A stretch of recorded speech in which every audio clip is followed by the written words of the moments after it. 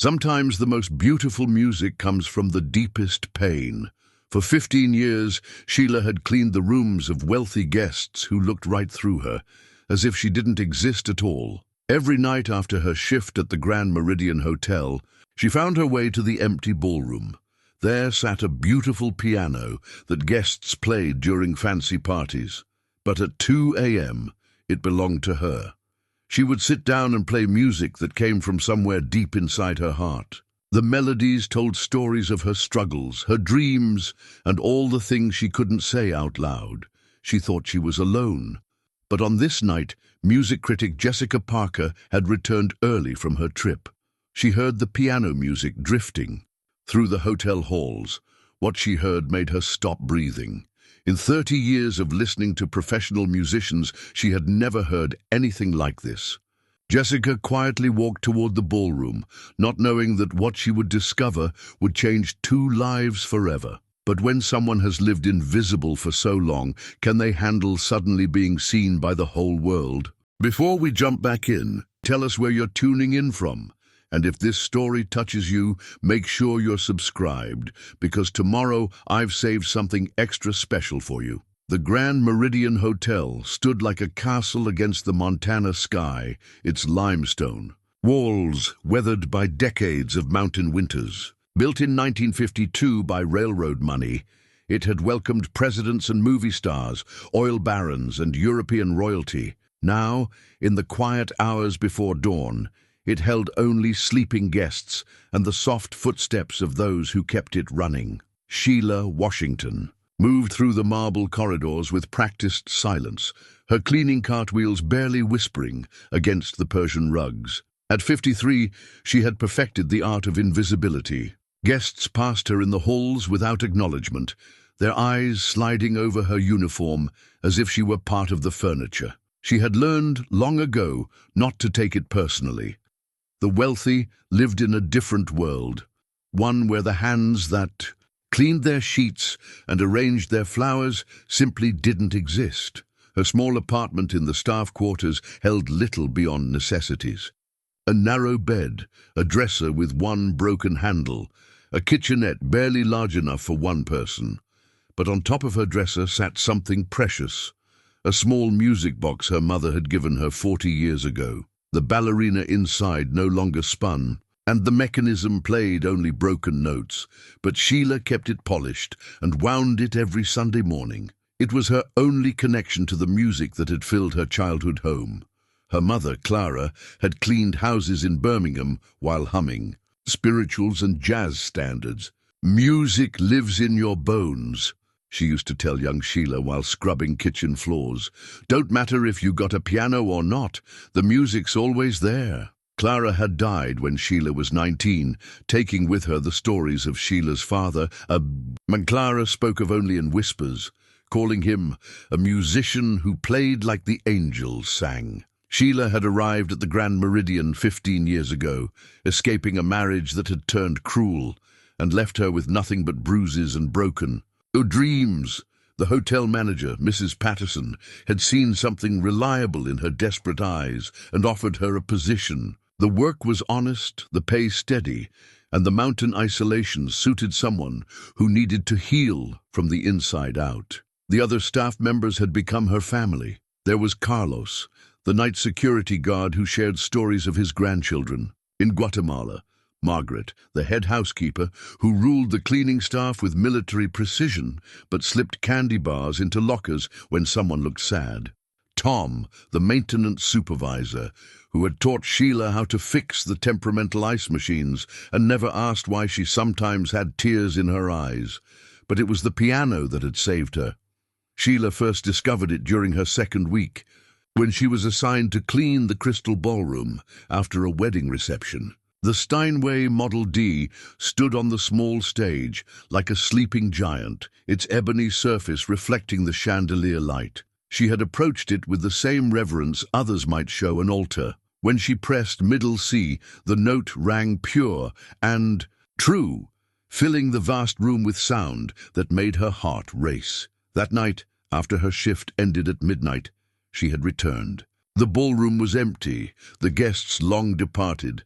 The other staff finished with their duties. She sat on the bench and touched the keys tentatively, remembering the ragtime melodies her mother had hummed while cooking Sunday dinner. Her fingers found the notes as if they had always known where to go. Night after night she returned. The music poured out of her like water from a broken dam, spirituals that carried the weight of generations, blues that spoke of heartache and resilience, and melodies that seemed to come from somewhere beyond her conscious mind. She taught herself by listening, by feeling, by letting her hands follow the songs that lived in her memory. The hotel guests never knew.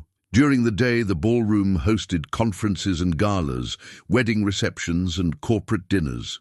Sheila would clean around the piano, running her cloth over its surface with extra care, checking that every key was dust-free and every inch of the bench was polished. To the guests, she was just another member of the housekeeping staff.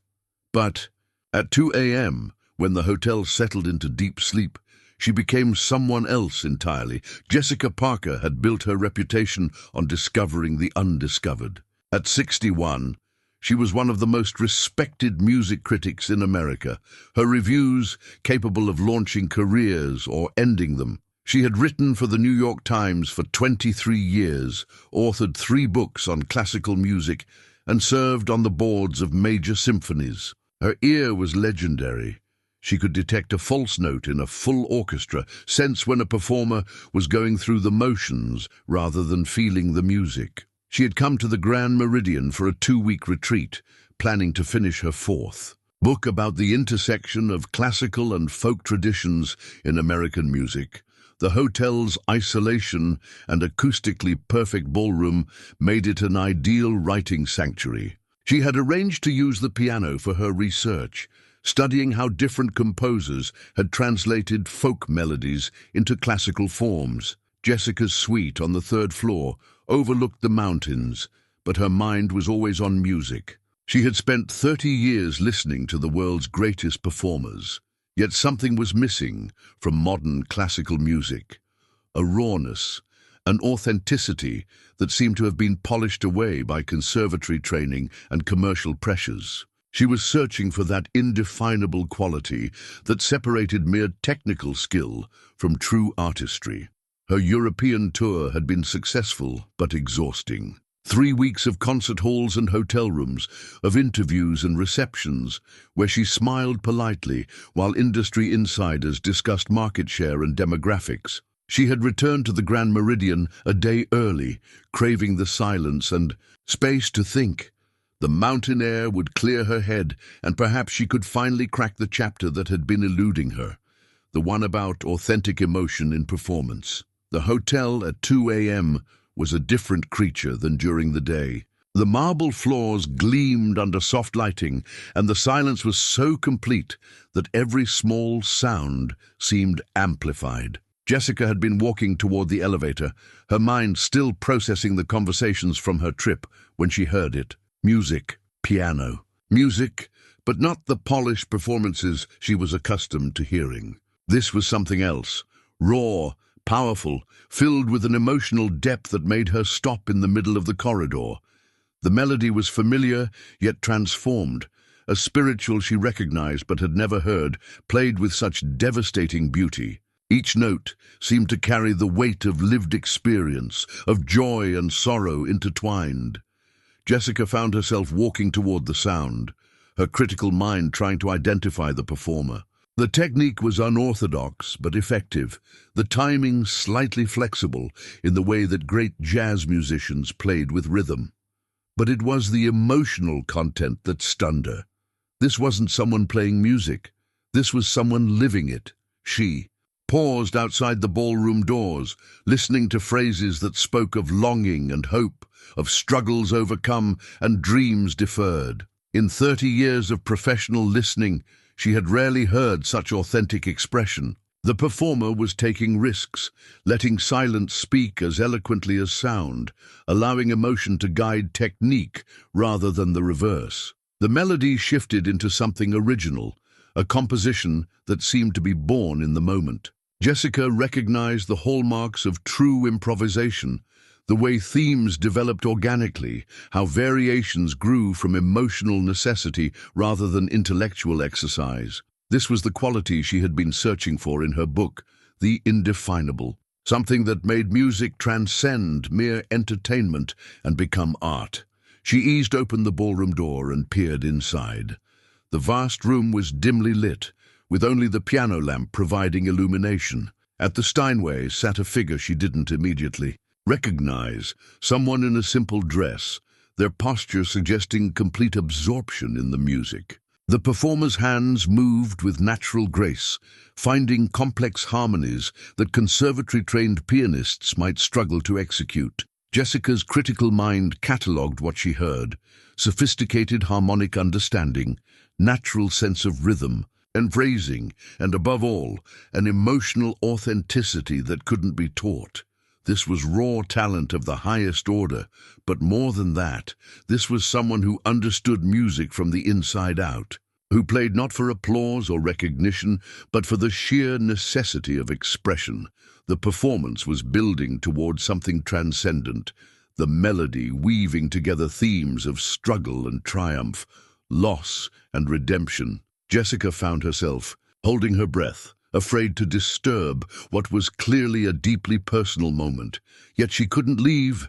This was exactly what the music world needed, what she had been writing about but had never expected to find in a remote mountain hotel. As the final notes faded into silence, Jessica realized she was witnessing something extraordinary. Tomorrow, she would need to discover who this mysterious performer was and find a way to convince them that the world needed to hear what she had just experienced. But for now, she stood in the doorway, moved beyond words by music that reminded her why she had fallen in love with her profession in the first place.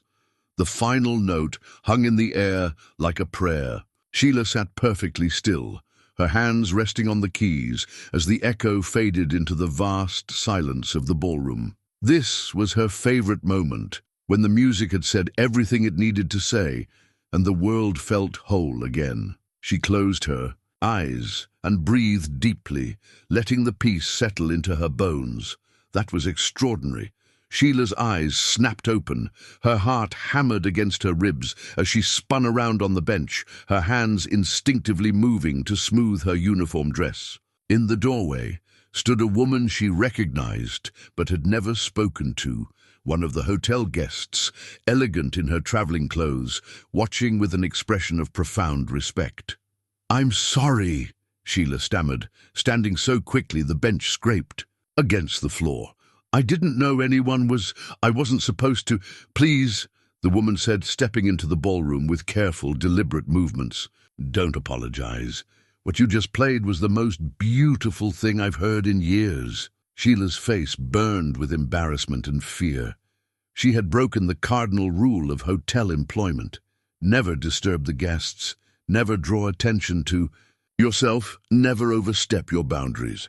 Mrs. Patterson would have her fired by morning. 15 years of steady work, of safety and belonging, destroyed by her inability to resist the pull of the piano. "I should go," Sheila said, moving toward her cleaning cart. "I won't bother you again, ma'am. My name is Jessica Parker," the woman said, her voice gentle but firm. "And you weren't bothering me. You were sharing something sacred." The name stopped Sheila cold. Even someone like her, who rarely read newspapers or watched television, knew that name. Jessica Parker, the music critic whose reviews could make or break careers. Sheila had seen her photograph in magazines that guests left behind, had overheard conversations about her legendary ear for talent. And now this woman, this important, powerful woman, had caught her playing piano in the middle of the night like a thief stealing music. "Please sit back down," Jessica said, gesturing toward the piano bench. "I'd like to talk with you." "I really should go," Sheila repeated, but her feet wouldn't move. Something in Jessica's tone, a quality of respect she hadn't heard directed toward her in years, kept her rooted in place. "How long have you been playing?" Jessica asked, settling into one of the ornate chairs that surrounded the dance floor. "I don't play," Sheila said automatically. "I mean, not really. Sometimes after work I come here and you just composed and performed one of the most moving pieces of music I've ever heard, Jessica interrupted. That wasn't amateur dabbling. That was artistry. Sheila shook her head, unable to process the words. I clean rooms. I've been cleaning rooms here for 15 years. I don't know anything about real music. Jessica leaned forward, her eyes intent. Tell me about your training. Where did you study? I didn't study anywhere, Sheila said, confusion creeping into her voice. I taught myself. My mother used to hum while she worked, and I remembered some of the songs. I listened to what wants to come out. The silence that followed felt enormous. Jessica stared at her with an expression Sheila couldn't interpret. Surprise, excitement, something that looked almost like hunger. You're completely self-taught? Jessica finally asked. Sheila nodded, wondering if this was some kind of test. If Jessica was gathering evidence for a complaint to the management. Jessica stood and walked to the piano, running her fingers along its polished surface. I've spent my entire career listening to musicians. I've heard the greatest pianists of our time, sat in conservatories and concert halls around the world. What you just did, the emotional depth, the technical innovation, the pure authenticity, it's what every trained musician spends their career trying to achieve. I don't understand, Sheila said. Jessica reached into her purse and pulled out a simple white business card. She held it out to Sheila, who took it with trembling fingers. I want to offer you something, Jessica said. A recording contract. A chance to share your gift with the world. Sheila stared at the card. The letters seemed to swim before her eyes. I think you're confused. I'm not. People like me don't get recording contracts. People like you, hotel maids, Sheila said quietly. Black women who clean up after other people. We don't become musicians. Jessica's expression softened. My dear, talent doesn't recognize social boundaries. Music doesn't care about your job title or the color of your skin. What matters is what I heard tonight. And what I heard was genius. The word hit Sheila like a physical blow. Genius.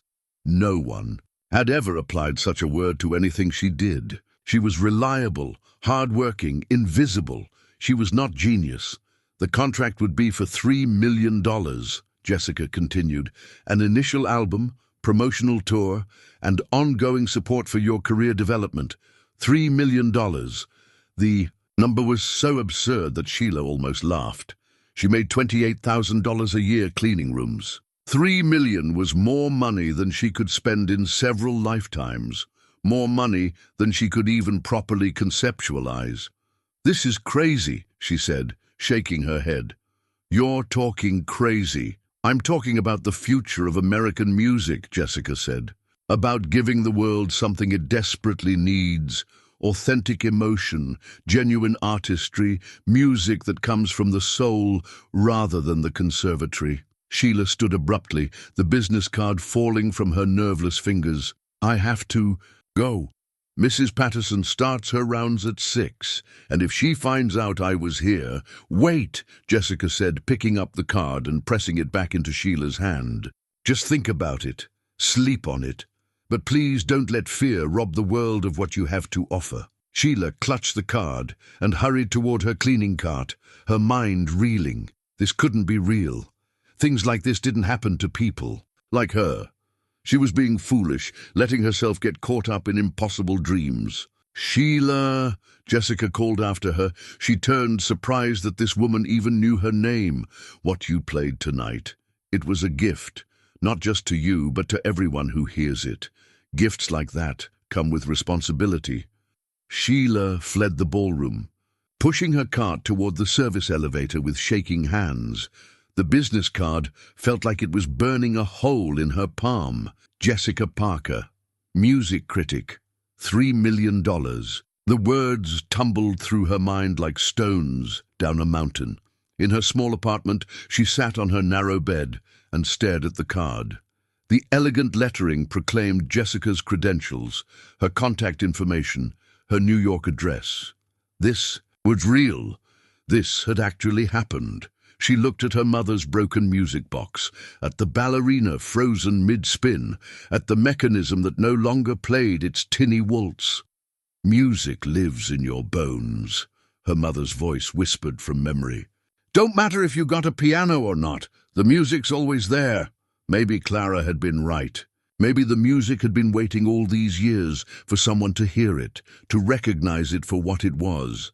But could she trust something that seemed too good to be true? Could someone who had spent her life being invisible suddenly step into the light? Sheila placed the business card next to the music box and lay down fully clothed.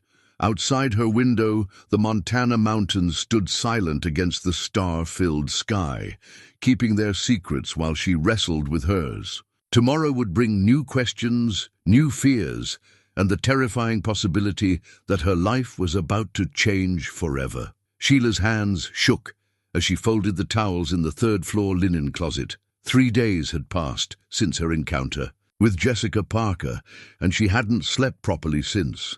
The business card lived in her uniform pocket now, growing soft from her nervous handling. Every time she reached for cleaning supplies or room keys, her fingers found it, a constant reminder of an impossible conversation. The hotel employment contract sat in her apartment dresser, a document she had signed 15 years ago with desperate gratitude.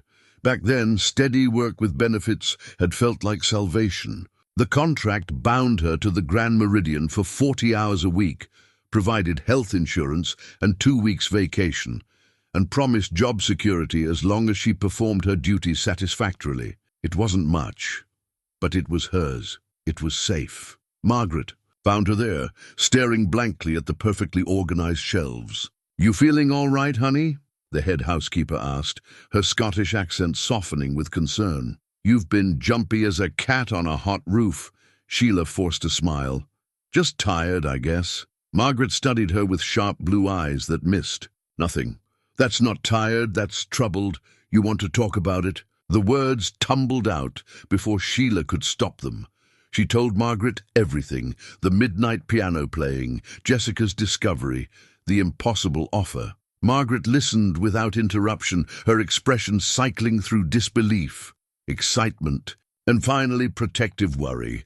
$3 million, Margaret whispered when Sheila finished. "Sweet Mary, that's real money." "It's crazy money," Sheila corrected. "Money for people who live in different worlds than we do." "Maybe," Margaret said thoughtfully. "But you've got something special, Sheila. We all know it. The way you hum while you work. How you can fix anything with moving parts. You've got music in your soul." "Having music in your soul doesn't make you a professional musician," Sheila said. Margaret was quiet for a moment, arranging and rearranging the same stack of washcloths. "My grandmother back in Glasgow, she had a saying, the biggest risk is not taking any risk at all. You've been safe here for 15 years, love, safe and invisible. Maybe it's time to be seen." That evening, Carlos intercepted Sheila in the staff break room. Word had spread through the hotel's informal communication network, the way news always did in close-knit communities, where people genuinely cared about each other. "So you're famous now?" he asked with a grin, settling his large frame into a plastic chair that creaked under his weight. "I'm not famous," Sheila protested. "I'm probably just confused." Carlos's expression grew serious. "My daughter, Maria, she's studying music at the university in Denver. She says there are people who spend their whole lives trying to get noticed by someone like this Jessica Parker woman. She says critics like that don't waste time on people unless they see something real." "Maybe she made a mistake," Sheila said. "Or maybe you're the one making a mistake," Carlos replied gently. "Maybe you're so used to being invisible that you can't see yourself clearly anymore." The next afternoon, as Sheila cleaned the crystal ballroom for a corporate conference, Jessica appeared in the doorway. She wore a simple blue dress and carried a leather portfolio, looking less like a famous critic and more like someone's thoughtful aunt. "I was hoping we might talk," Jessica said. Sheila's pulse quickened. "I'm working. I spoke with Mrs. Patterson. She's given you a 15-minute break." They sat in the same chairs where they had first talked, the piano looming silent between them. Jessica opened her portfolio and pulled out several sheets of music notation. "I've been transcribing what I heard you play the other night," she said. "I wanted you to see it written down." Sheila stared at the pages covered with notes and musical symbols that meant nothing to her. "I can't read music." "I know," Jessica said. "But look at this." She pointed to a complex passage near the bottom of the first page. "This harmonic progression, it's sophisticated enough to challenge conservatory graduates. You created this spontaneously, without training, without even knowing the technical terms for what you were doing." "I just played what felt right," Sheila said. "Exactly. Most musicians spend years learning theory before they can feel their way to music like this. You started with feeling and arrived at sophisticated theory naturally. Do you understand how extraordinary that is?" Sheila touched the pages with careful fingers. Seeing her midnight music transformed into formal notation made it seem more real somehow, but also more intimidating. This looked like serious music, the kind played in concert halls by people who wore evening gowns and had studied at famous schools. "I keep thinking you'll realize you made a mistake," Sheila admitted. Jessica leaned forward. "Let me tell you something about my career. I've heard every major pianist of the last 30 years. I've attended premieres at Carnegie Hall and La Scala. I've interviewed musical legends and reviewed performances by child prodigies who were trained from age 3. And in all that time, I've rarely heard anything that moved me the way your playing did that night." "But I'm nobody," Sheila said. "You're a somebody who doesn't know she's a somebody yet," Jessica replied. "And that's exactly what makes your music so powerful. You play from necessity, not ambition. You create from emotion, not calculation. The music world needs what you have." Jessica pulled out another document, a simplified version of the contract she had mentioned. "I'm not asking you to decide your entire future right now. I'm asking you to try. Work with me for 6 months. Let me help you develop your technique and introduce you to the industry. If at the end of that time you want to return to your life, here I'll respect that decision. But give yourself, give the world, a chance to see what's possible." Sheila read through the contract slowly, her lips moving silently over the legal language. 6 months. A trial period. The safety of knowing she could come back if things didn't work out. "What would people think?" she asked. "The other staff, Mrs. Patterson, they'll think you're brave," Jessica said. "They'll think you're someone who believed in herself enough to try." As Sheila walked back to work, the modified contract tucked safely in her pocket next to the business card, she felt the weight of possibility pressing against her chest. Change was terrifying, but maybe Margaret was right. Maybe the biggest risk was staying exactly where she was, safe and invisible, while her music remained locked inside her forever. That night, she didn't go to the ballroom. Instead, she sat in her small apartment and looked at her mother's broken music box, thinking about gifts and responsibilities, about safety and dreams, about the difference between existing and truly living. The photograph was tucked behind her mother's music box, forgotten for so many years that Sheila had to blow dust from its edges. It showed a young black man in a sharp suit, sitting at a piano in what looked like a nightclub. His hands were poised over the keys, his face turned toward the camera with a confident smile that seemed familiar. On the back, in her mother's careful handwriting, "Your Daddy, Thomas Washington, Blue Moon Club, Birmingham, 1968. Sheila had found it while packing her few belongings for the move to Denver, where Jessica had arranged temporary housing and access to a practice studio. The discovery shook her more than she expected. Her mother had spoken of her father only in whispers, calling him a musician but never elaborating. Now, seeing him at a piano, Sheila understood why Clara had always said music lived in her bones. "Maybe it runs in families," she murmured, propping the photograph against the music box. Mrs. Patterson had been surprisingly gracious about Sheila's request for a 6-month leave of absence. "I always knew you had something special," she had said, signing the paperwork with a mixture of pride and sadness. "Just remember, you'll always have a home here." The practice studio Jessica had arranged was in a converted warehouse in Denver's Arts District. Walking into the space for the first time, Sheila felt overwhelmed by its professional atmosphere. Soundproofed walls, recording equipment, and in the center, a magnificent Steinway that made the hotel piano seem modest by comparison. "This is where we'll start," Jessica said, settling onto the bench beside Sheila. "No pressure, no performance anxiety, just you, me, and the music." The first lesson was revelatory. Jessica didn't try to change Sheila's natural style, but instead helped her understand what she was already doing instinctively. She introduced basic music theory, not as rigid rules, but as a language to describe the harmonic relationships Sheila had discovered through experimentation. "You're playing a modified, a blues progression here," Jessica explained, demonstrating on the keys. "But you're adding these seventh chords that create unexpected emotional depth. Most musicians learn this pattern in school. You invented it." Sheila absorbed everything hungrily. Having names for the musical concept she had intuited made her feel less like an imposter and more like someone who belonged in this world of serious musicians. But it also revealed how much she didn't know. Decades of technical knowledge that other professional pianists took for granted. "I'm so far behind," she said during their third session, frustration creeping into her voice. "You're not behind," Jessica corrected. "You're coming from a different direction. Most musicians start with technique and spend years learning to add emotion. You started with emotion, and now we're adding technique. In many ways, your approach is superior." Jessica began introducing Sheila to industry contacts, starting with small, informal gatherings. The first was at the home of David Chen, a composer who wrote film scores.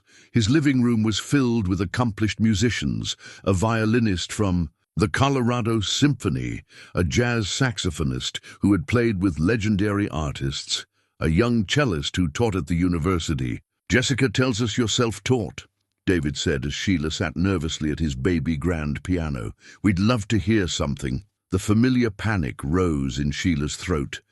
These people had studied at prestigious schools, had performed in concert halls, had devoted their lives to musical excellence. What right did she have to play for them?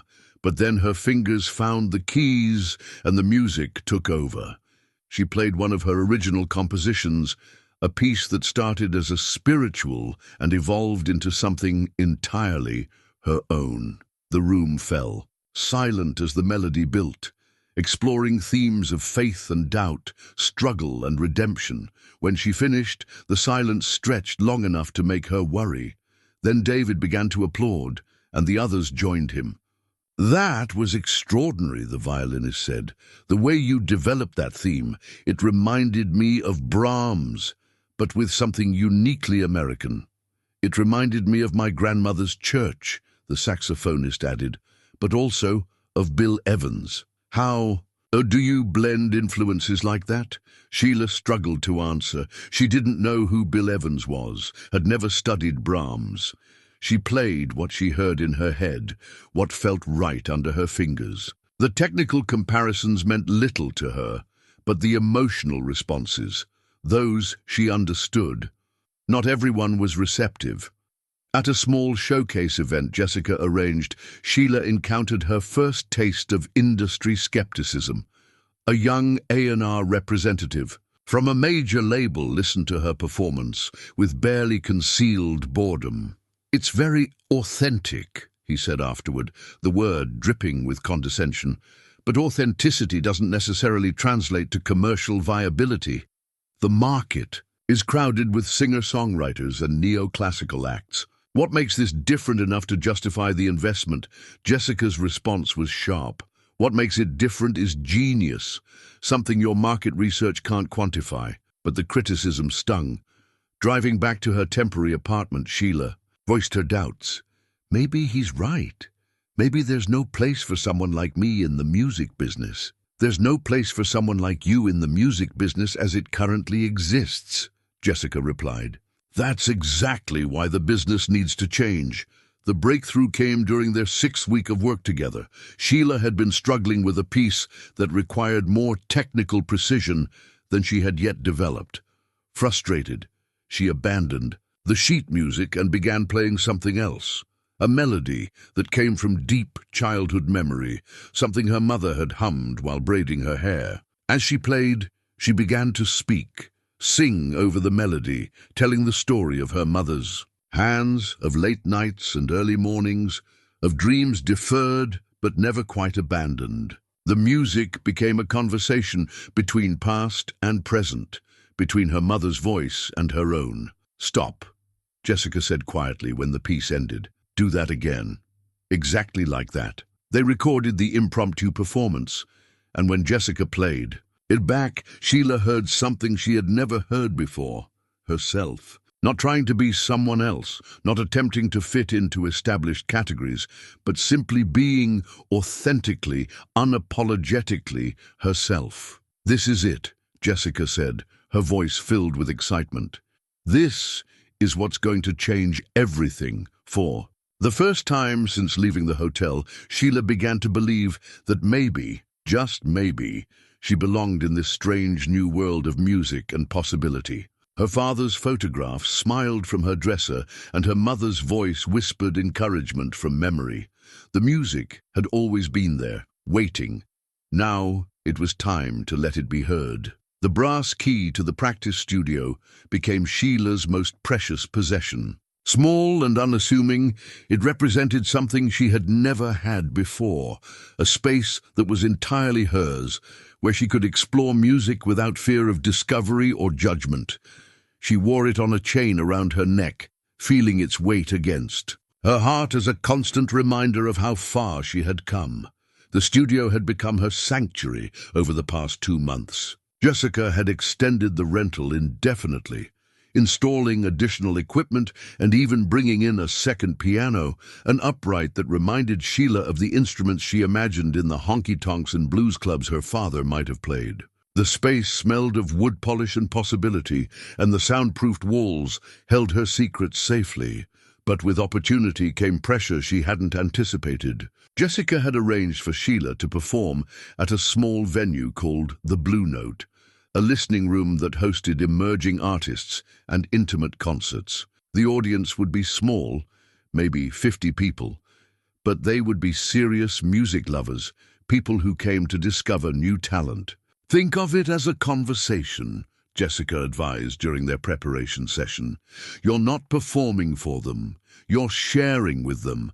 There's a difference." Sheila understood the concept intellectually, but her body didn't seem to care about the distinction. Her hands trembled as she practiced, and she found herself second-guessing musical choices that had felt natural in the studio. The weight of expectation was crushing. What if she disappointed Jessica?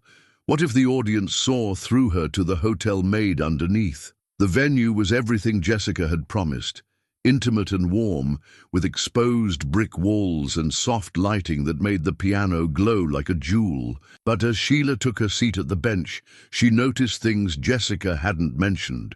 The recording equipment in the back corner, the music journalist with her notebook open, the well-dressed couple who whispered assessments of the venue's acoustics. She began with one of her most personal pieces, a composition that grew from her memories of Sunday mornings at her mother's kitchen table. But instead of flowing naturally, the music felt forced, self-conscious. She could hear herself thinking instead of feeling, calculating instead of creating. The audience was polite but not transported. She saw it in their faces: appreciation for her technical skill, respect for her story, but not the deep emotional connection she had hoped for. When she finished, the applause was warm but brief. "That was lovely," the journalist said afterward. "Very earnest. How long did you say you've been playing professionally?" "This is actually my first professional performance," Sheila admitted. "Ah." The woman made a note. "Well, everyone has to start somewhere." The review, published 3 days later, was kinder than Sheila had feared, but more damaging than outright criticism might have been. Washington displays natural talent and an authentic emotional connection to her material, it read, but lacks the technical refinement and stage presence necessary for professional performance. With proper training and experience, she might develop into a competent regional artist. Competent regional artist. The phrase stuck in Sheila's mind like a splinter. Reviews don't define you, Jessica said firmly when Sheila brought the article to their next session. One critic's opinion doesn't determine your worth as an artist. But the damage was deeper than Jessica realized. Sheila had spent her life being invisible, and her first moment in the spotlight had revealed her as inadequate. The old fears came rushing back. Who was she to think she belonged in this world? What had made her believe she could compete with people who had trained their entire lives? The industry politics became apparent as Jessica began arranging more opportunities. At a music conference in Los Angeles, Sheila overheard conversations that made her skin crawl. Jessica Parker's latest project, a label executive said to his colleague, not bothering to lower his voice. Very socially conscious of her, though I'm not sure the market is ready for that kind of authenticity. It's a compelling story, his companion replied. Maid to musician, very American dream, but can she deliver commercially? The novelty will wear off eventually. They spoke about her as if she were a product, a marketing concept, rather than a person with feelings and dreams.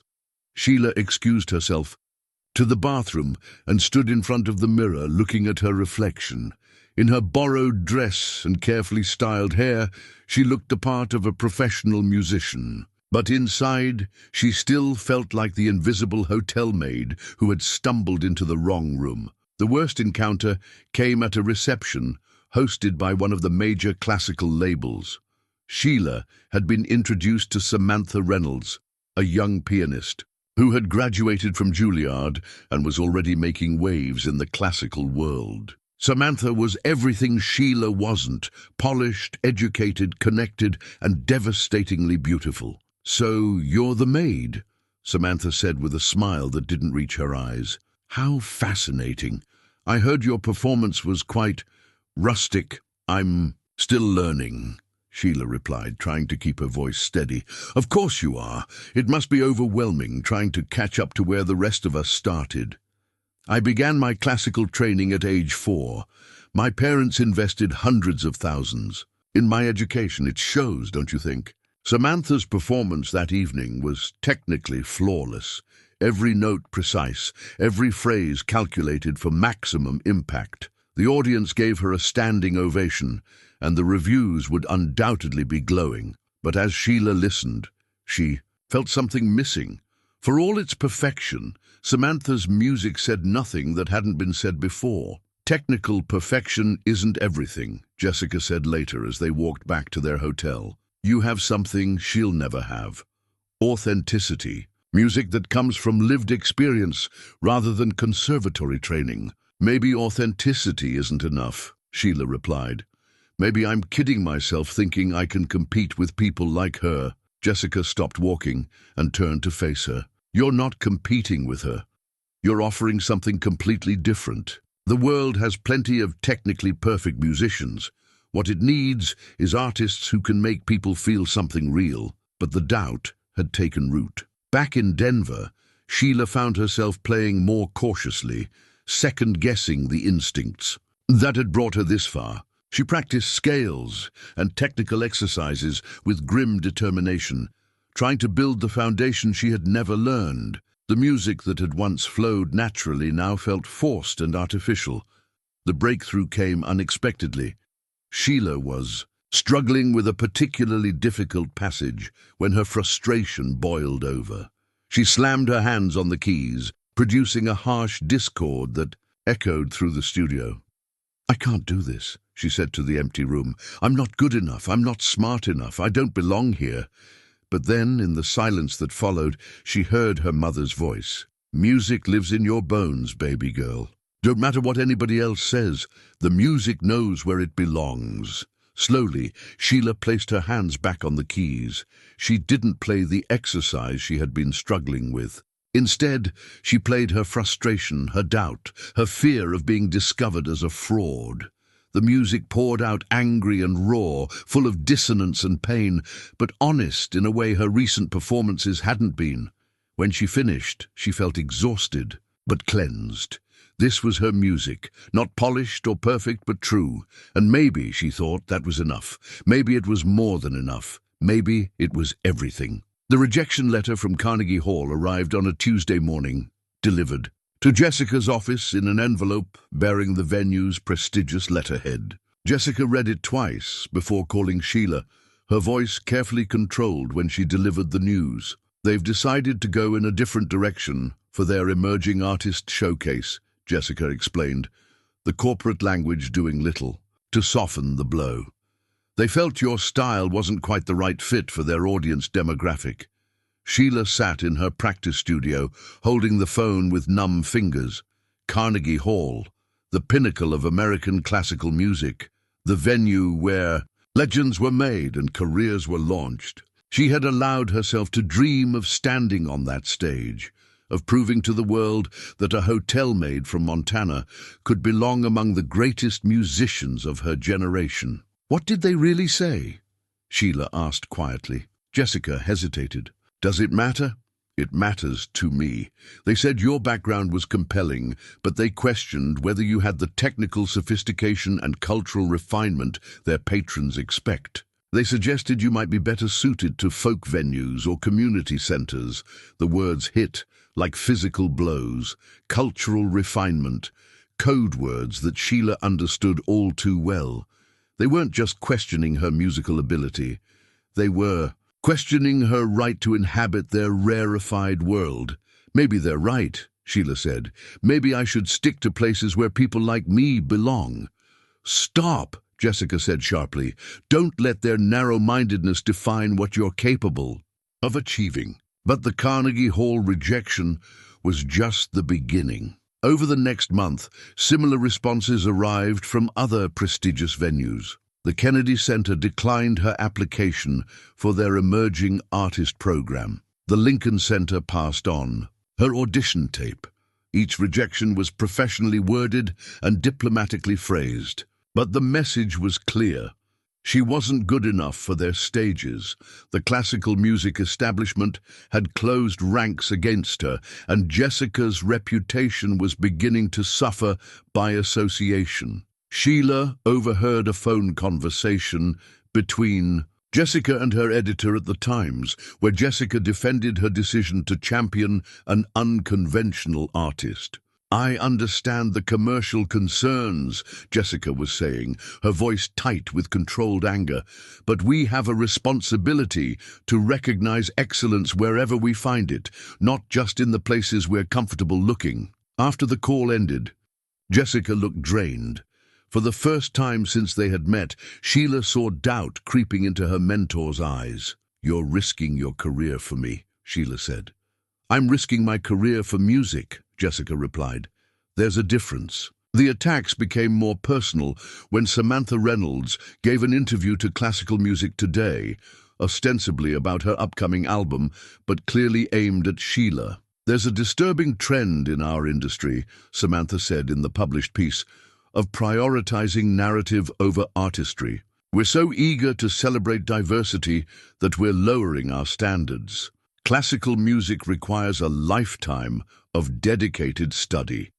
You can't simply decide to become a serious musician because you have an interesting backstory."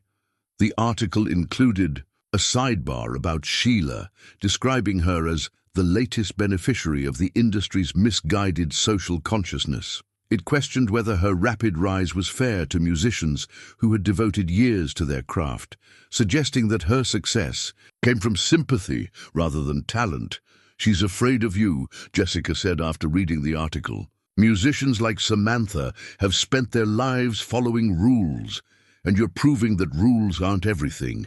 It terrifies them." But Sheila felt the weight of every word. The article crystallized fears she had been trying to suppress, that she was taking opportunities away from more deserving artists, that her success was built on pity rather than merit. The doubt affected her playing. In her practice sessions, she found herself trying to prove she belonged by mimicking the classical style she heard in recordings. She worked on Bach inventions and Chopin etudes, struggling to master techniques that felt foreign to her natural instincts. The music that had once flowed from her heart now felt calculated and forced.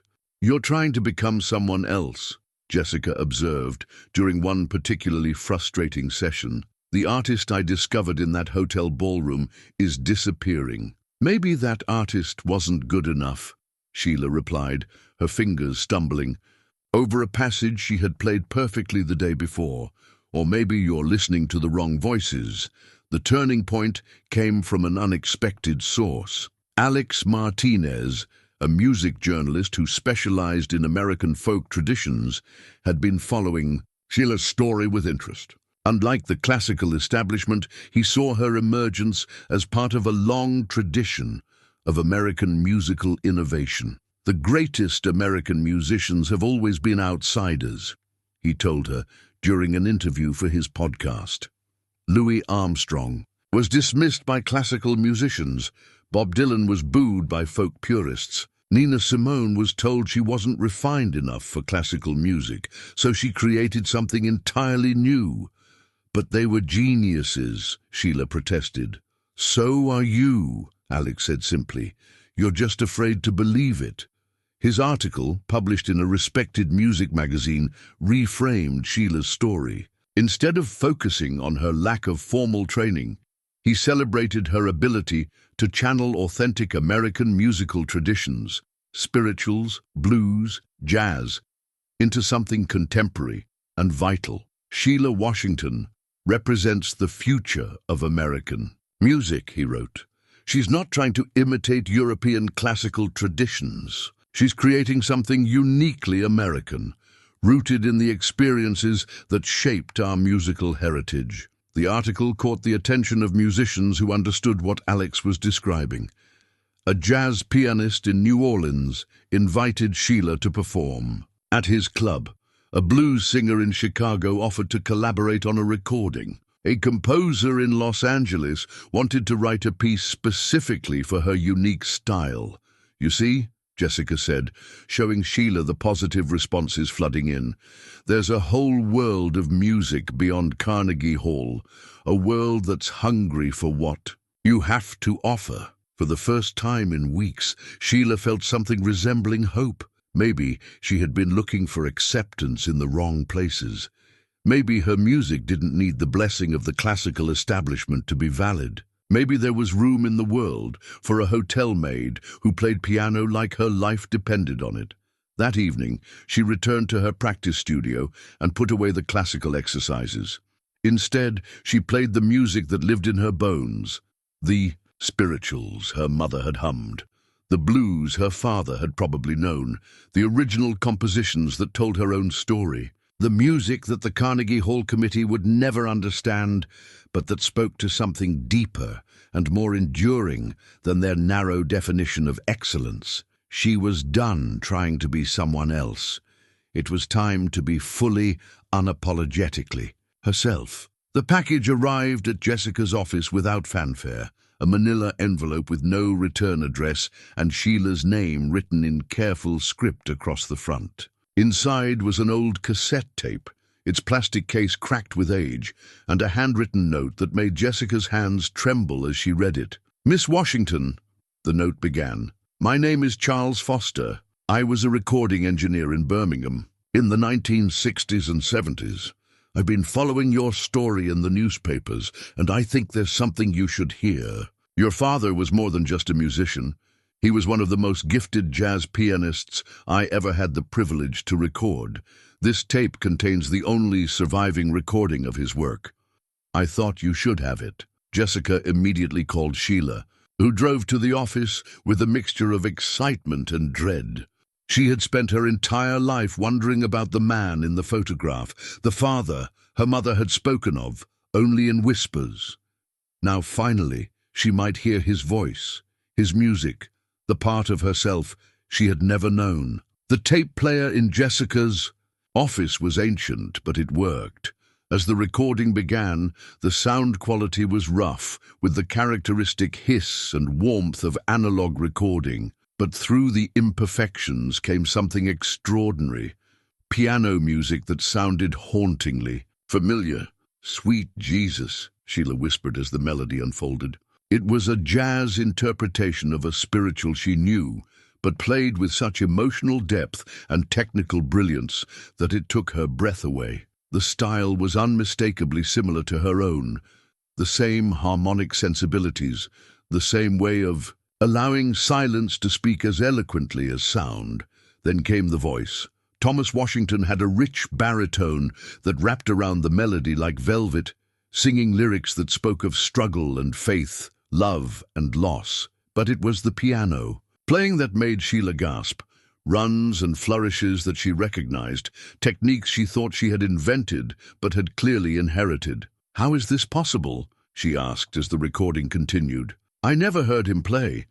I didn't even know this recording existed." Jessica was furiously taking notes, her mind racing with implications. Genetic memory isn't scientifically proven, but musical families often share similar instincts. What you inherited wasn't just talent, it was a specific musical language. The recording revealed more than just musical DNA. Between songs, Thomas Washington spoke to someone off microphone, and his words painted a picture of the challenges he faced as a black musician in the 1960s South. "They want us to play for their parties, but we can't sit at their tables," he said during one break. "They want our music, but they don't want us. So we play our hearts out in these little clubs where people understand what we're really saying." The parallel to Sheila's own experience was devastating. Her father had faced the same institutional barriers, the same coded rejections, the same pressure to prove his worth in a world that saw his talent as curiosity rather than artistry. "There's more," Jessica said, reading from additional notes that had been included with the tape. Charles Foster sent documentation. "Your father recorded an album for a small label in 1969. It was critically acclaimed, but commercially ignored because radio stations wouldn't play music by black artists outside of specialty programs. He was offered a contract with a major label, but only if he agreed to have white musicians overdub his performances and take co-writing credits." "What did he do?" Sheila asked, though she already knew the answer. "He walked away," Jessica said. "He chose artistic integrity over commercial success." Charles says he went back to playing clubs and teaching music to neighborhood kids. He never got the recognition he deserved. The weight of this revelation settled over Sheila like a heavy blanket. Her father hadn't abandoned music because he lacked talent or opportunity. He had been pushed out by the same system that was now questioning her legitimacy. The cycle was repeating itself 40 years later. But then Alex Martinez called with news that would change everything. He had been researching the tape's provenance and had made an incredible discovery. "I found the original master recordings," he said, his voice electric with excitement. "Charles Foster kept them all these years. There's enough material for a complete album. Your father's lost masterpiece." More importantly, Alex had shown the recordings to several prominent musicians and critics.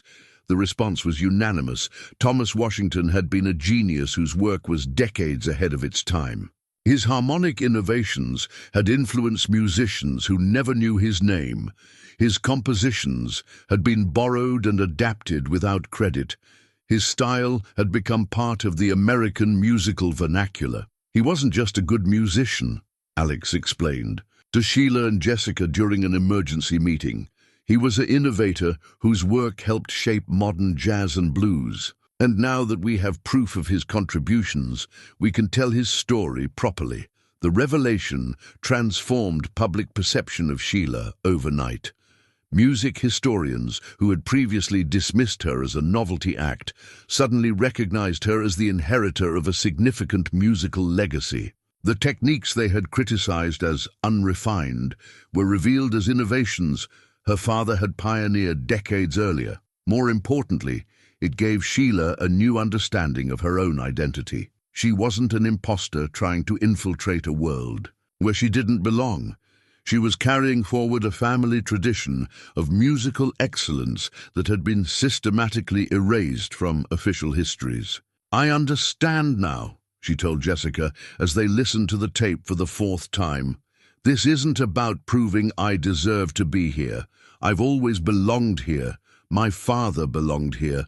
We were just never allowed to take our rightful place." The story broke in major publications simultaneously. "The Lost Master of Jazz: How Thomas Washington's Musical Legacy Lives On Through His Daughter" appeared in Rolling Stone. The New York Times ran a retrospective examining how racial discrimination had robbed the music world of one of its most innovative artists. NPR produced a documentary tracing the connections between Thomas Washington's pioneering techniques and contemporary jazz and blues. Suddenly, institutions that had rejected Sheila were scrambling to invite her to perform. The same Carnegie Hall committee that had questioned her cultural refinement now wanted to honor her father's memory with a tribute concert. The Kennedy Center proposed a retrospective celebrating the Washington family's contributions to American music.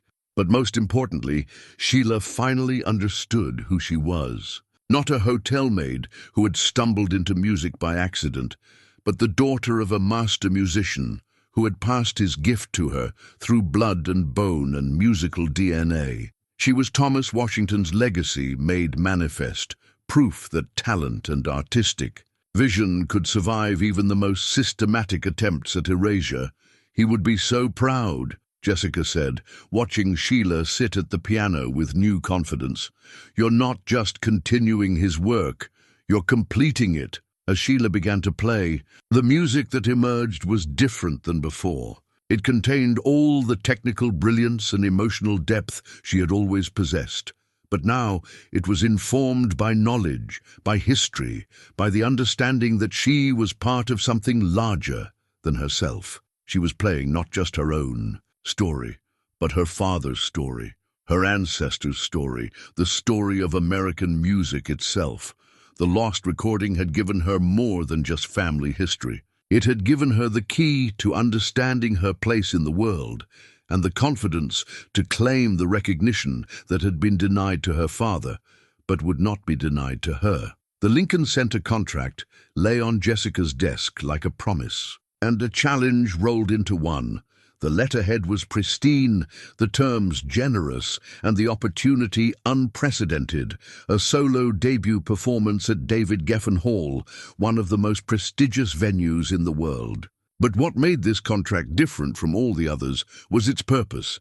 Not just a performance, but a tribute to Thomas Washington and the recognition of his daughter as his rightful heir. They want to call it Reclaimed Voices, the music of Thomas and Sheila Washington, Jessica explained, running her finger along the contract's formal language. You would perform selections from your father's repertoire alongside your own compositions.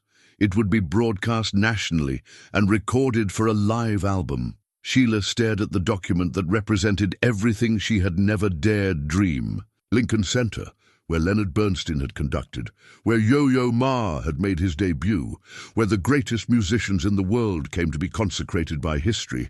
And now they wanted her. 6 weeks, she said, noting the performance date. That's not much time to prepare.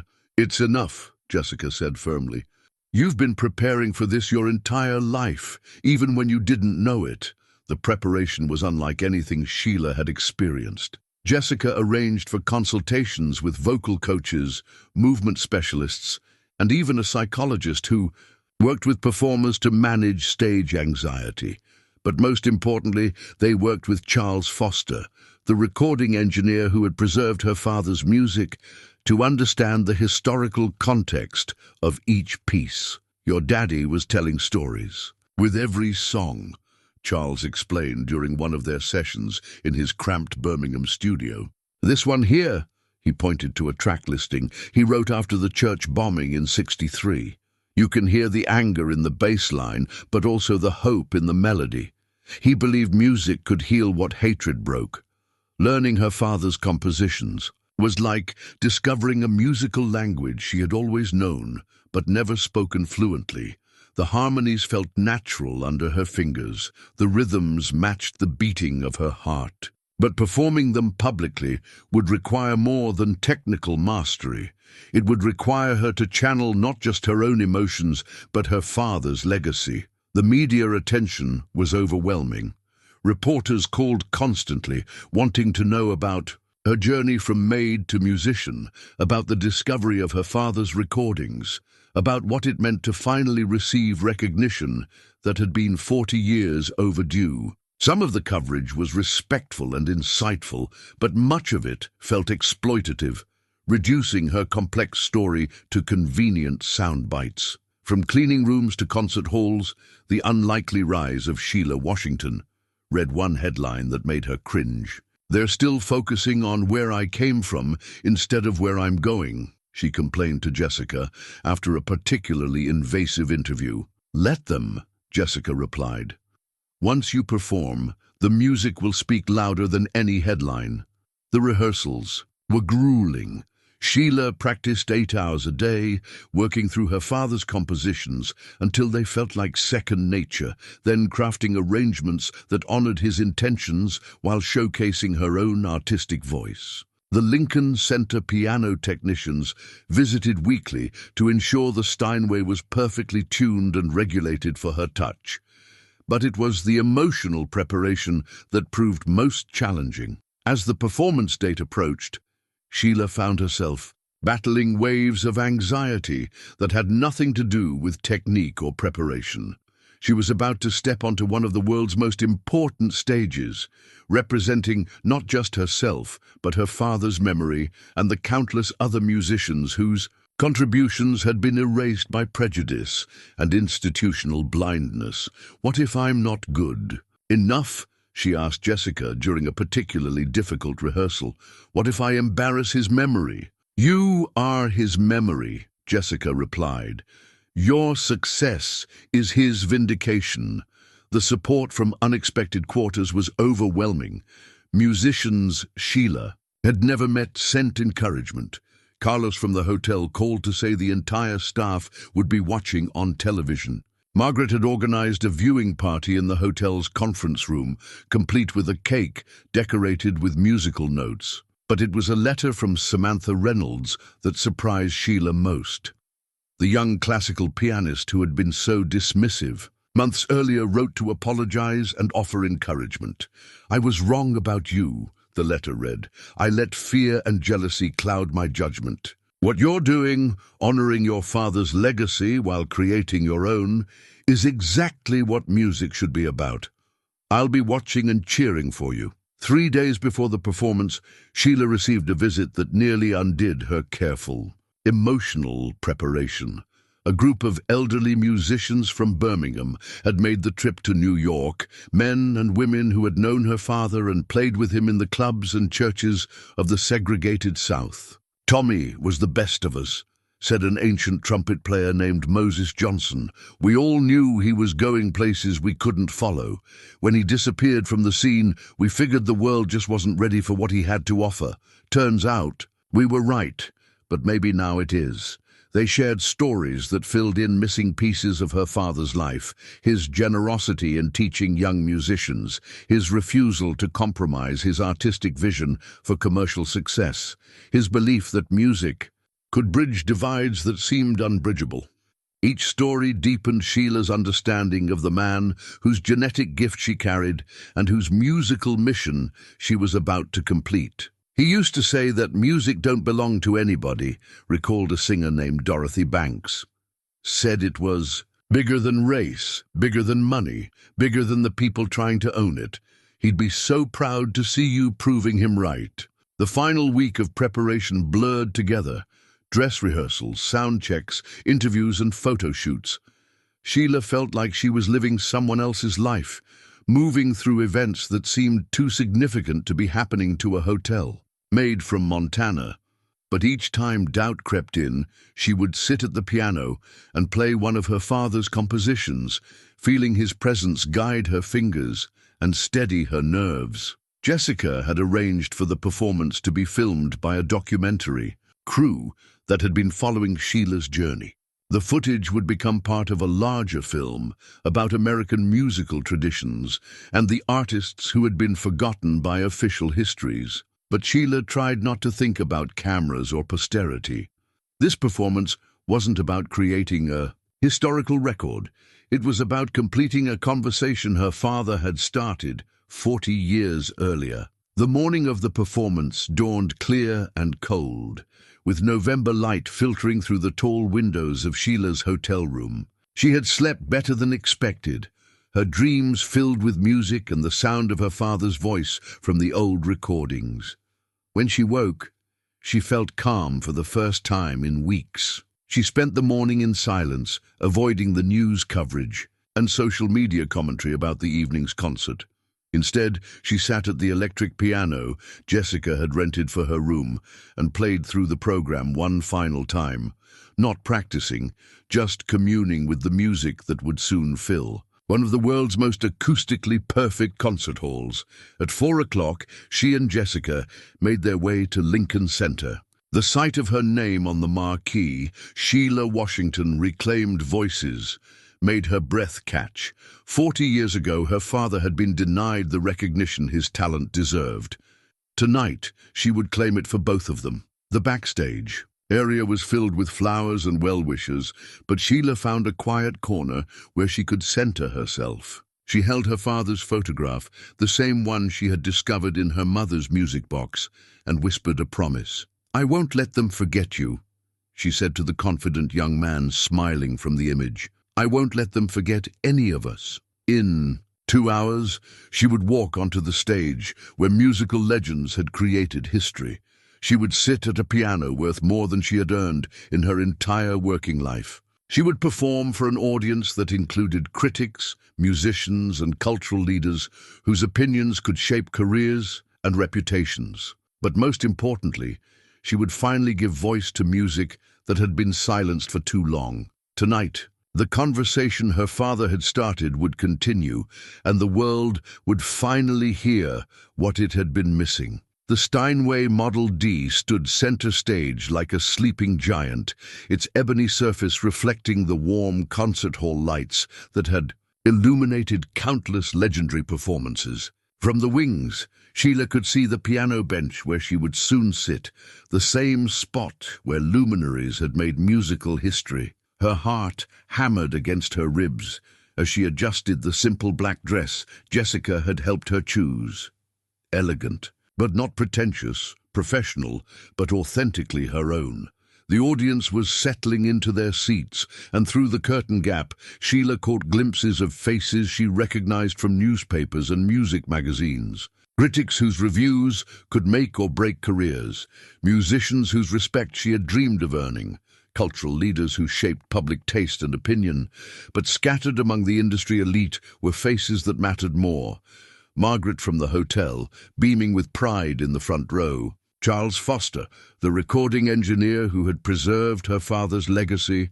The elderly musicians from Birmingham who had made the journey to witness this moment. 5 minutes, the stage manager whispered, his voice barely audible over the pre-concert murmur of anticipation. Jessica appeared at her side, elegant in midnight blue silk, her usually composed demeanor showing cracks of nervous excitement. Over the past months, she had become more than a mentor. She was family, the sister Sheila had never had, bound together by their shared belief in music's power to transcend boundaries. "How do you feel?" Jessica asked, studying Sheila's face, for signs of panic or doubt. "Like I'm about to have a conversation with my father," Sheila replied, surprising herself with the calmness in her voice. "Like I'm about to finish something he started." Through the monitor speakers, they could hear the evening's host introducing the concert to the audience, explaining Thomas Washington's place in musical history, describing the discovery of his lost recordings, contextualizing the significance of his daughter's emergence as an artist. The words floated over Sheila like a benediction, officially acknowledging what she had always known in her heart.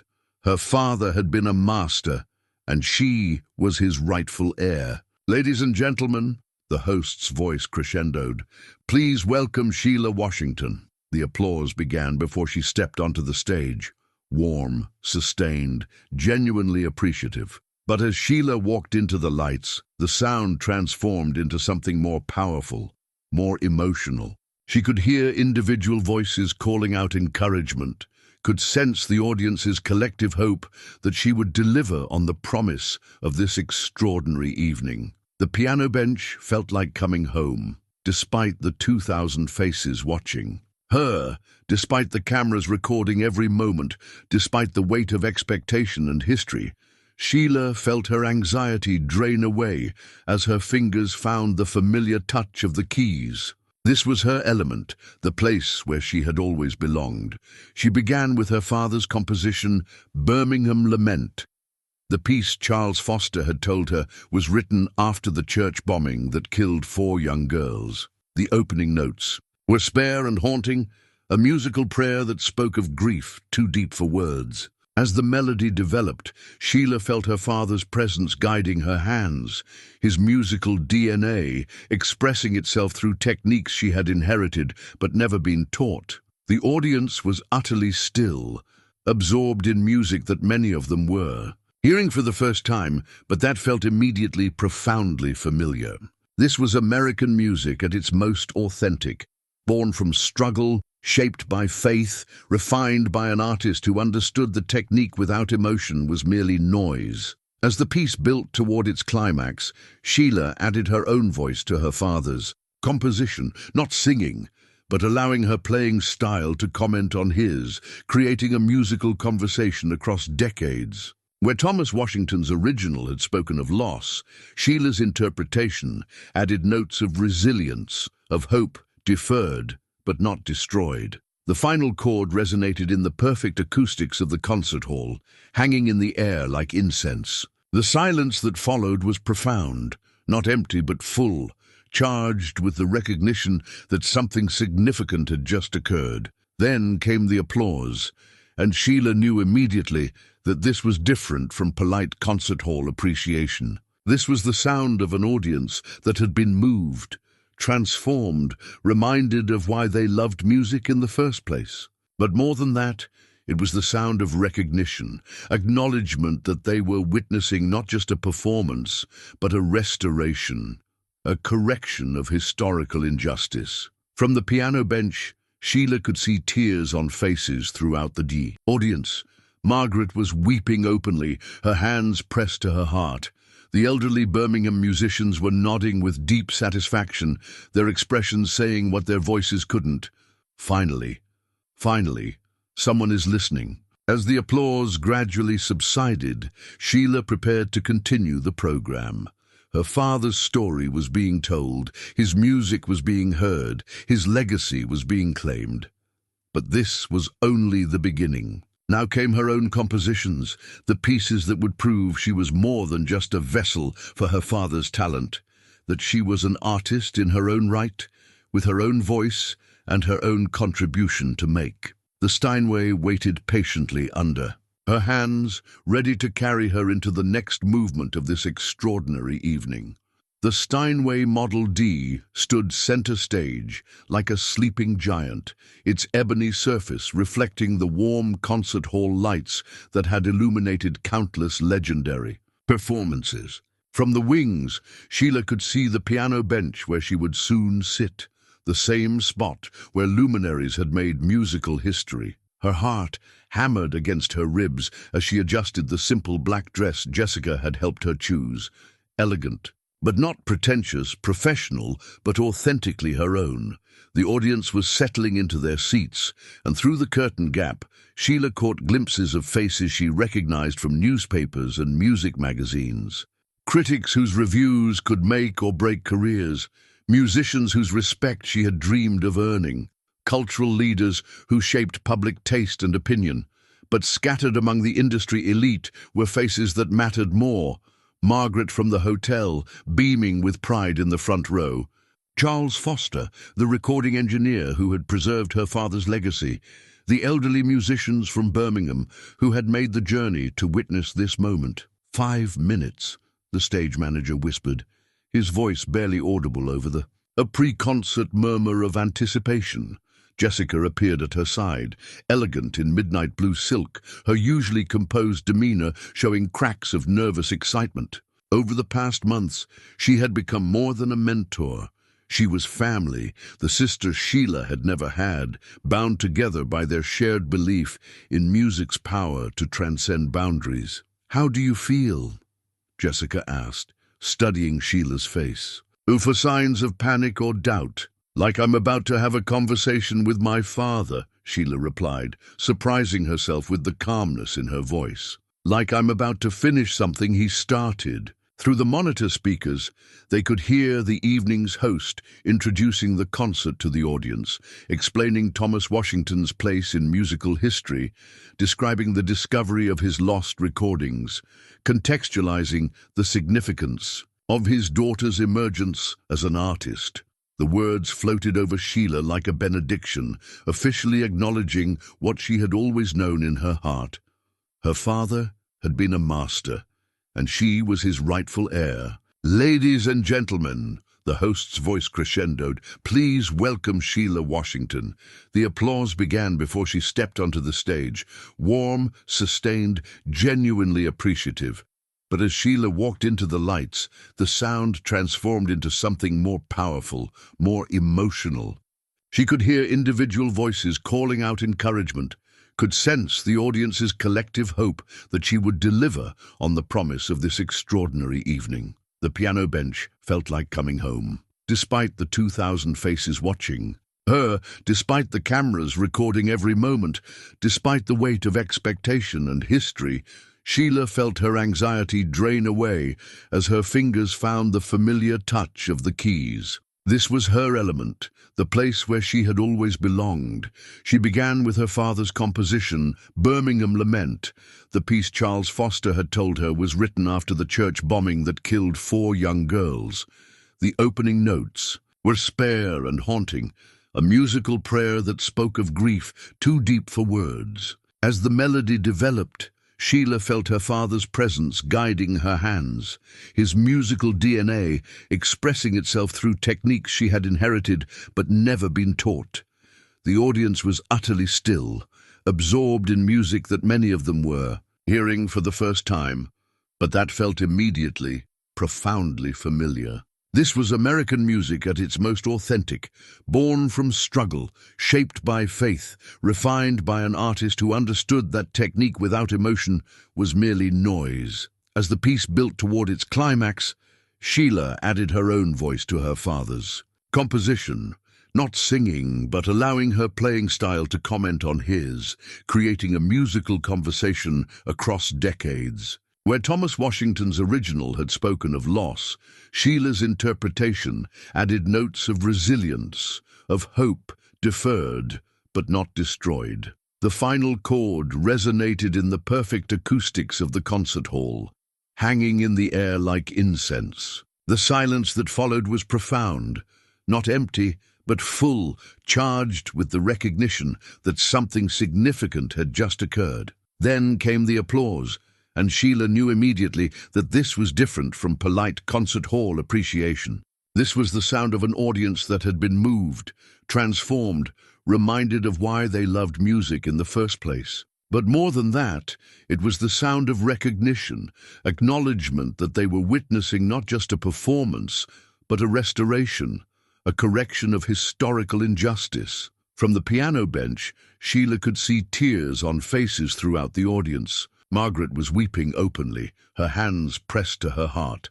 The elderly Birmingham musicians were nodding with deep satisfaction, their expressions saying what their voices couldn't. Finally, someone is listening. As the applause gradually subsided, Sheila prepared to continue the program. Her father's story was being told, his music was being heard, his legacy was being claimed. But this was only the beginning. Now came her own compositions, the pieces that would prove she was more than just a vessel for her father's talent, that she was an artist in her own right, with her own voice and her own contribution to make. The Steinway waited patiently under her hands ready to carry her into the next movement of this extraordinary evening. The Steinway grand piano sat in the living room of Sheila's new home like a beautiful, impossible dream made manifest. Not the hotel's piano, not a rented studio instrument, but her own. A gleaming ebony Steinway Model B that had been her first purchase after the Lincoln Center performance changed everything. The afternoon sun streamed through tall windows, catching the instrument's polished surface and filling the room with golden light that seemed to dance across the keys. 6 months had passed since that transformative evening, and the world felt fundamentally different. The performance had been broadcast nationally and streamed internationally, reaching millions of people who had never heard Thomas Washington's name but would never forget his daughters. The recording had topped classical music charts and crossed over to jazz and blues audiences, proving that authentic artistry recognized no boundaries. Sheila sat at her piano now, not performing for audiences or critics, but simply playing for. The joy of it, the way she had in the hotel ballroom at 2 a.m., when music was her secret companion and her private salvation. The compositions that flowed from her fingers these days carried new confidence, rooted in the knowledge that she belonged. In this world she had once thought was beyond her reach. The phone rang constantly with offers and opportunities. Carnegie Hall, which had once deemed her unsuitable for their audience, now wanted to commission a new work. The Kennedy Center was planning a festival celebrating overlooked American composers with Thomas Washington as the centerpiece. Record labels competed to sign her for multi-album deals, and symphony orchestras requested arrangements of her compositions. But it was the smaller recognitions that meant the most. A letter from a young black girl in Alabama, telling Sheila that seeing her perform had inspired her to start piano lessons. A call from an elderly blues musician in Chicago, thanking her for honoring the tradition he had spent his life preserving. A visit from music students at the local university, eager to understand how someone could create such sophisticated music without formal training. "You've become a symbol," Jessica had told her recently, "whether you wanted to or not." The responsibility felt heavy sometimes. Sheila had never sought to represent anything beyond her own experience, her own music, her own truth. But she understood that visibility came with obligations. To the young people who saw possibility in her story, to the older musicians whose contributions had been erased, to everyone who had ever felt invisible in a world that valued credentials over authenticity. Margaret visited regularly, taking the train from Montana with updates about the hotel staff who had become her chosen family. Carlos had been promoted to head of security and never failed to mention that he had known Sheila. When she was just getting started, Tom, the maintenance supervisor, had framed the newspaper review of her Lincoln Center debut and hung it in the hotel's employee break room. "You're famous now," Margaret said during her latest visit, settling into the comfortable chair beside the piano. "But you're still our Sheila." That continuity mattered more than any review or accolade. Success hadn't changed who she was at her core. It had simply given her the platform to be that person more fully, more publicly. The Grand Meridian Hotel had honored her with a small plaque in the Crystal Ballroom, marking the spot where her musical journey had been discovered. Mrs. Patterson had called to tell her about it, her voice warm with pride. "That piano misses you," she had said. "It hasn't sounded quite the same since you left." But Sheila's relationship with the hotel had evolved beyond nostalgia. She was funding a music program there now, providing instruments and instruction for staff members who wanted to explore their own artistic potential. Every month, she returned to perform for the employees, not as a famous musician visiting her humble origins, but as family sharing her gifts with the people who had supported her when she needed it most. Jessica's book about American musical traditions, featuring Thomas Washington's story prominently, was scheduled for publication in the fall. She had dedicated it to the musicians who were never allowed to be heard and the daughter who made sure we finally listened. Their relationship had deepened beyond mentor and student into something more profound, a partnership built on mutual respect and shared purpose. Jessica continued to guide Sheila's career, but now she also served as the keeper of Thomas Washington's legacy, ensuring that his contributions to American music were properly documented and celebrated. The elderly musicians from Birmingham had become regular correspondents, sharing memories of Sheila's father and the vibrant musical community that had flourished despite systematic exclusion. Their stories were being compiled into an oral history project that would preserve voices that might otherwise be lost to time. "Your daddy would be so proud," Moses Johnson had written in his latest letter, "not just of your success, but of how you're using it. You're doing what he always said music should do, bringing people together instead of keeping them apart." As evening approached, Sheila began playing one of her father's compositions, feeling his presence in the familiar harmonies and unexpected chord progressions. But she didn't stop there. She let the piece evolve, adding her own voice to his, creating new variations that honored his legacy while asserting her own artistic vision. This was her life now, not performing for others' approval or fighting for recognition that should never have been denied, but simply making music because that's what musicians do. The hotel maid who had played piano in secret had become a celebrated artist, but more importantly, she had become fully herself. Through the window, she could see her neighbors returning home from their own day's work, teachers and plumbers, accountants and shop clerks, people whose contributions to the world were essential but rarely celebrated.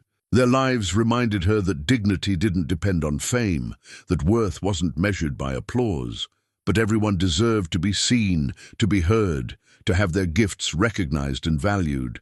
That was the lesson her journey had taught her, and the message her music would continue to carry. As the last notes faded into the peaceful silence of her home, Sheila smiled and closed the piano's lid. Tomorrow would bring new music, new opportunities to share her story and honor her father's memory. But tonight, she was simply grateful for the journey that had brought her here, for the music that lived in her bones, and for the chance to prove that authentic artistry could triumph over any barrier others tried to construct. The broken music box from her hotel room sat on a shelf nearby, its silent ballerina a reminder of where she had come from. But the new piano filled her home with possibility, proof that sometimes the most beautiful music comes from the deepest struggles, and that every voice, no matter how long it has been silenced, deserves its moment to sing.